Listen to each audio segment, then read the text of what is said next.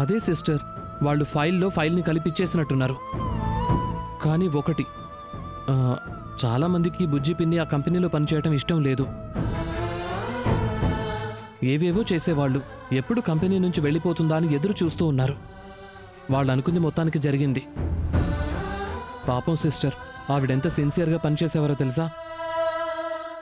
ఇంకెవరు కూడా ఎంత జీతం తీసుకున్న పొజిషన్లో ఉన్నా కూడా ఆవిడని మాత్రం అసలు రిప్లేస్ చేయలేరు. కావాలంటే మీరే చూడండి, కొద్ది రోజుల్లో ఝాన్సీ అమ్మే ఆవిడ్ని పిలుస్తారు. నాకస్సలు నమ్మకమే లేదు. ఎందుకు సిస్టర్? నువ్వు చెప్పినట్టు ఈ తప్పు చేసింది ఎవరు ఏంటి అని తెలిస్తేనే ఆవిడ్ని మళ్ళీ చేర్చుకోవడానికి ఛాన్స్ ఉంది. అది కొంచెం జాగ్రత్తగా కనిపెట్టాలి మనం. ఇవాళ బుజ్జి పిన్నికి జరిగింది, రేపు మీకు నాకు కూడా జరగొచ్చు. శత్రువులను ఎదిరించవచ్చు, కానీ మనతో పాటు ఉన్న ద్రోహుల్ని పట్టుకోవడమే కష్టం. వాళ్లను కనిపెట్టేంత వరకు మనం జాగ్రత్తగా ఉండాలి.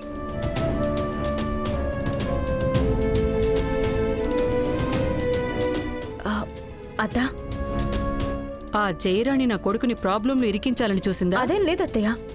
ఆవిడ రవి సార్ మీద తప్పే లేదని చెప్పారు. రవి సార్ని కాపాడడానికి ట్రై చేశారు. ఓ సరే సరే, ఏదో ఒకటి. దాన్ని అత్తయ్య ఆఫీస్ నుంచి తరిమేసింది కదా.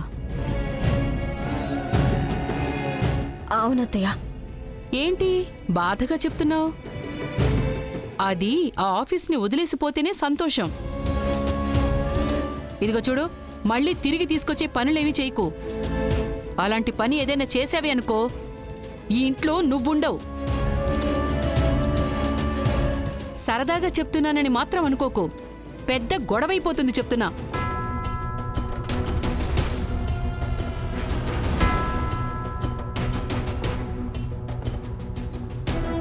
ఈ అత్తకసలు మంచివాళ్ళెవరు చెడ్డవాళ్ళెవరని ఎప్పుడు అర్థమవుతుందో ఏంటో.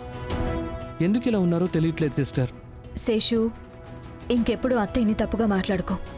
లేదు సిస్టర్, ఆవిడ ఏ మాట అయినా సరే అది నేను చూసుకుంటాను. మా అత్తయ్యని ఎవరికోసం నేను వదులుకోలేను. వెరీ గుడ్, అలాగే కానివ్వండి సిస్టర్.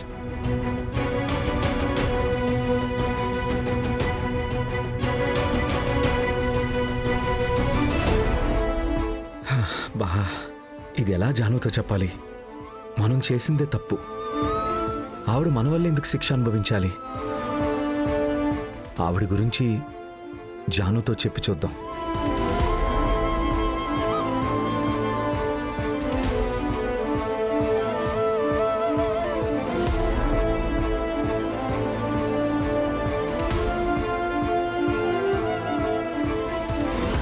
జాను, ఏంటి?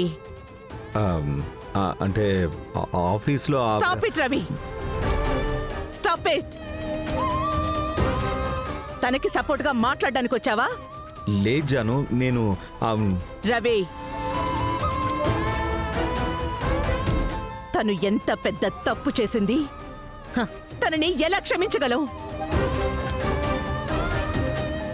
ఇది ఎన్నో ఏళ్ల కల తెలుసా? ఒక రెసిపీ తయారు చేయడానికి నేనెన్నేళ్లు రీసెర్చ్ చేస్తానో తెలుసా? ఒకే ఒక్క సెకండ్లో నా మొత్తం కష్టాన్ని బూడిదపాలు చేసేసింది. చాలా రోజుల తర్వాత తను నా లైఫ్లోకి వచ్చిన దానికి మొదట్లో కోప్పడ్డాను. తను చేసిన దాంట్లో తప్పు లేదని తెలిసినప్పుడు తనని క్షమిద్దామని అనుకున్నాను. కానీ తను భర్తకి సపోర్టుగా ఉండడానికి వెళ్ళింది. సరే, కంపెనీలో ఒక ఎంప్లాయీగా ఉండనీలే అని వదిలిపెట్టాను. వదిలిపెట్టడం ఎంత పెద్ద తప్పో అని ఇప్పుడు తను నాకు చూపించింది కదా. తనకి సపోర్ట్ చేస్తూ ఎవరైనా వచ్చారో వాళ్ళు ఎవ్వరైనా నేను సహించలేను. రవి, జాను, తనకి నువ్వు సపోర్టుగా వచ్చి నీ పేరుని నువ్వే పాడు చేసుకోకు. ఇదిగో చూడు రవి, మనం ఎంత బిజీగా ఉంటున్నా, మన ముందు ఎన్ని ఫైల్స్ ఎదురు చూస్తున్నా, ఒక్కొక్క ఫైల్ మనకి ముఖ్యం. అందులో ఉన్న ప్రతి వాక్యం ముఖ్యం. ఎప్పుడు ఎక్కడ తప్పు దొర్లుతుందో తెలీదు. మనమే జాగ్రత్తగా ఉండాలి. ఫైల్ 1కి 2 సార్లు చదివి తీరాల్సిందే. ఇక మీదట ఈ తప్పు జరగకూడదు. జాగ్రత్తగా ఉండు.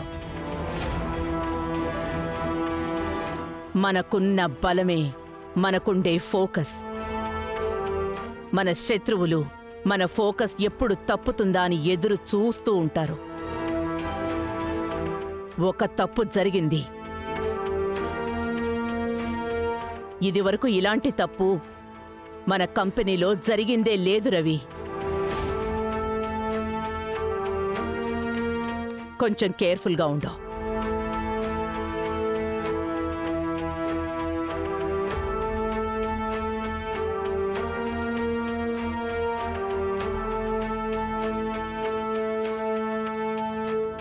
జానుకి ఎలా చెప్పాలో అర్థం కావట్లేదే.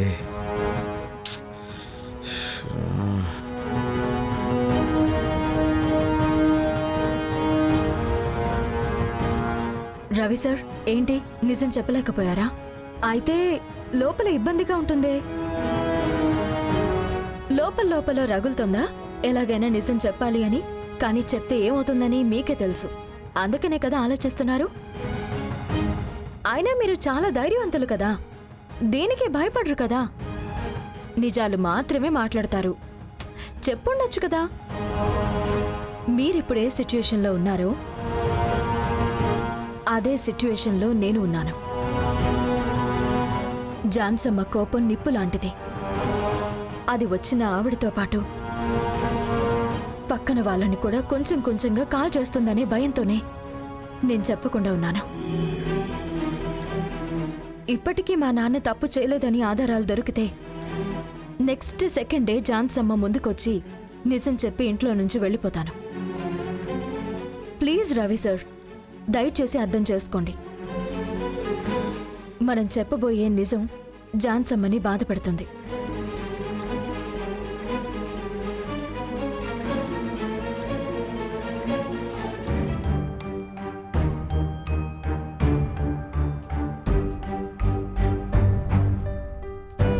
బావా, నన్ను క్షమించు బావా.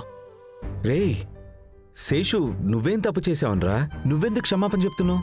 లేదు బావా, ఏం జరిగిందని అంతా తెలిసి, ఎవరి మీద తప్పుందని తెలిసి అక్కడ ఆఫీస్లో కామ్గా ఉండిపోయాను కదా.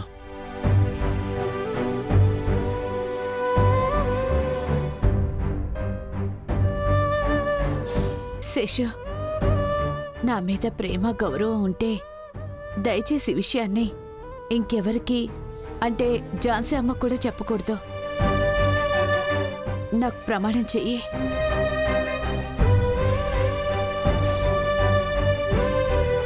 నేను మాట్లాడదామని అనుకున్నాను బావా, కానీ ఆవిడ తీసుకున్న మాట వల్ల నేను ఎదిరించి మాట్లాడలేకపోయాను.